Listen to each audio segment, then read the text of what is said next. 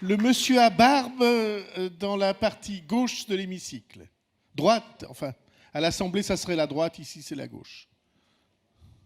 Je vous remercie pour ce débat, M. Bayrou, et les gens qui sont ici. J'aimerais rebondir en fait, sur ce que la dame a dit et sur ce que monsieur à la tribune, j'arrive pas à voir son nom, en fait, a dit sur la Constitution. Donc je trouve que c'est très intéressant. Après, ce qui manque, en fait, il y a un article qui est l'article 3 de la Constitution sur la souveraineté nationale qui appartient au peuple. Donc je ne vais pas vous la lire intégralement ici, mais tout le monde pourra aller voir. Et en fait, la dame parlait de vendre l'aéroport. Tout le monde parle de vendre les bijoux de famille, d'une certaine façon. Pourquoi ? Parce qu'on a une politique d'austérité. D'où vient cette politique d'austérité ? Elle vient d'une dette que je trouve non légitime. On pourra l'expliquer. Monsieur Bayrou, j'ai vu le dernier débat, je n'ai pas pu être présent.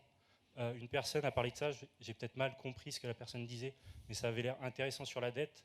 Vous l'avez traité d'avoir une politique, une idée stalinienne ou maoïste, ce que je trouve un petit peu dommage. Après, j'aimerais en discuter un peu plus avec vous.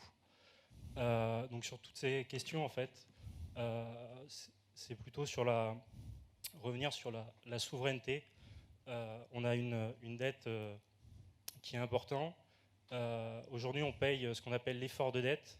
Il faut savoir qu'en 2017, le premier budget, c'était l'éducation, autour de 57 milliards d'euros. La deuxième dépense, c'est ce qu'on appelle l'effort de dette. Donc c'est les intérêts de la dette, pour être précis. Et donc ils étaient aux alentours de 50 milliards. Donc la deuxième dépense de l'État, c'était la dette. D'où vient cette dette ? À une certaine époque, au début de la Ve République, il me semble que la Banque de France était nationalisée. Ça s'est fait juste après la guerre. Et donc, les États, les gouvernements pouvaient créer de la monnaie par elles-mêmes. Aujourd'hui, c'est plus possible. C'est lié au niveau européen, donc à la BCE, la Banque Centrale Européenne. Sauf que la Banque Centrale Européenne elle-même ne peut pas décider d'émettre de la monnaie, uniquement la monnaie fiduciaire.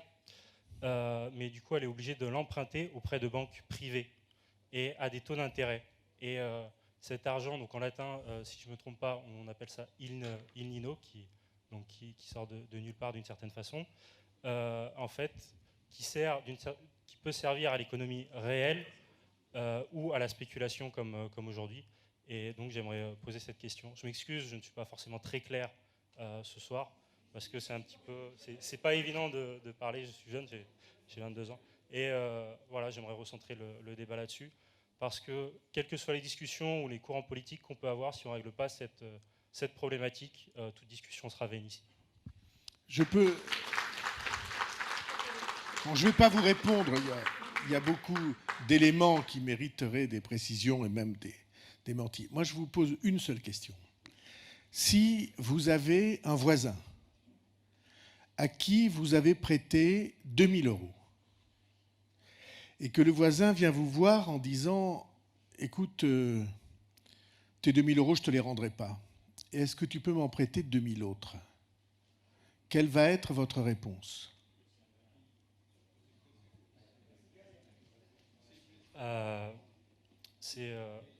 J'aurais pas forcément de réponse tout de suite. Enfin, mais en fait, moi, je connais la réponse. En tant que particulier, oui. Le problème, c'est qu'on mélange souvent le particulier, l'entreprise et le fonctionnement de l'État. Le fonctionnement de l'État n'est pas de gagner non plus de l'argent. Non, mais là, il ne s'agit pas de gagner. C'est de créer de la monnaie. Pourquoi ? J'essaie d'échanger avec vous et pas de répondre à toutes les questions que vous avez posées, parce que je ne veux pas... Mais simplement ce mécanisme-là. Oui. Si vous prêtez à quelqu'un une somme importante et que vous lui annonciez que vous ne le rembourserez jamais, la réponse est simple, c'est on ne vous prêtera plus jamais. Pourquoi est-ce qu'on vous prêtera plus ? En fait, pourquoi est-ce qu'on est obligé d'emprunter auprès de ces banques privées ? C'est là ma question. L'État a le droit, pourquoi l'État n'a pas le droit elle-même d'émettre de la monnaie ? Je connais votre réponse et j'attends cette réponse. Non, je ne veux pas avoir de débat, c'est pas ma place. Moi, je suis là pour ça. Mais si vous voulez un débat, moi je veux bien débattre.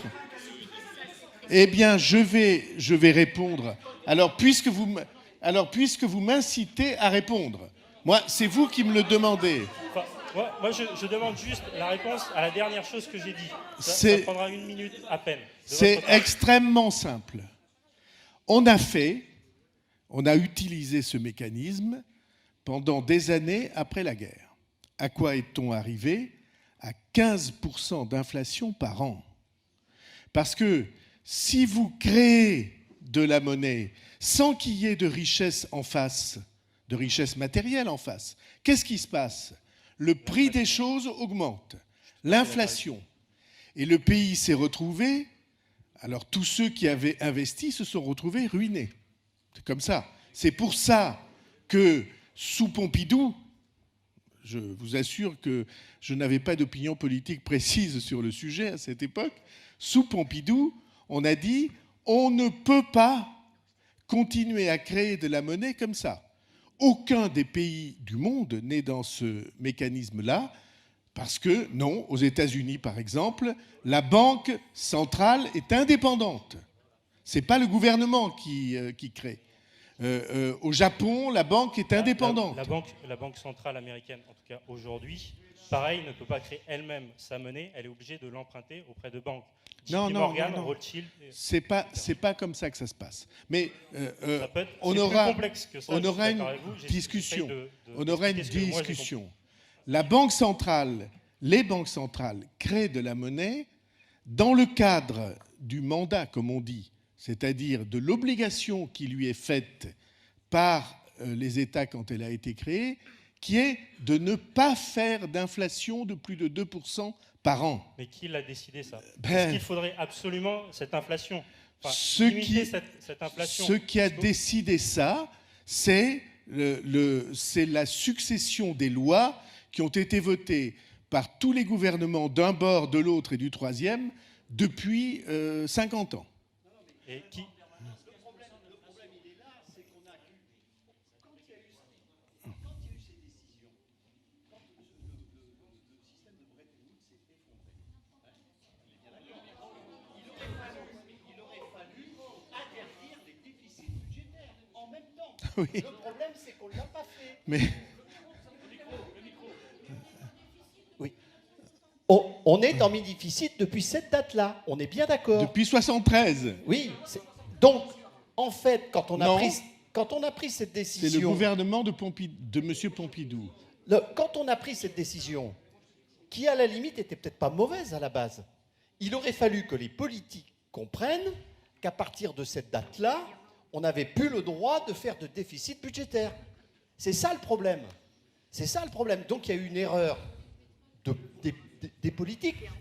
Dans la répartition de la nation, le médecin soigne, l'agriculteur donne à manger à la population, et le politique doit gérer et prévoir l'avenir.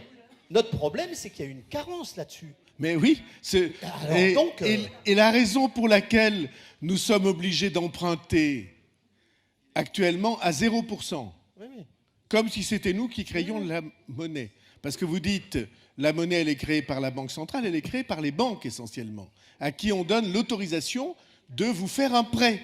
C'est quand la banque vous fait un prêt qu'elle crée de la monnaie. Et donc, pourquoi sommes-nous obligés d'emprunter? Parce que nous dépensons comme puissance publique environ 15% de plus que ce que nous fournissons à l'État. Mais parce qu'on est mal organisé. Mais à qui le dites-vous? Voilà. Bon. Je rappelle aussi historiquement que depuis la nuit des temps, les États ou les gouvernements ou les empires ont toujours dépensé plus qu'ils n'encaissaient. Ça, c'est une réalité historique.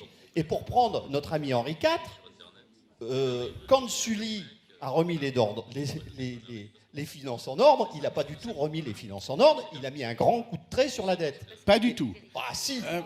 Excusez-moi. Et Colbert. Je ne veux pas insister. Qu'est-ce qu'il a fait Sully pour remettre les finances en ordre? Il a créé de l'impôt. Non, oui, il a créé de l'impôt, mais ils ont aussi dit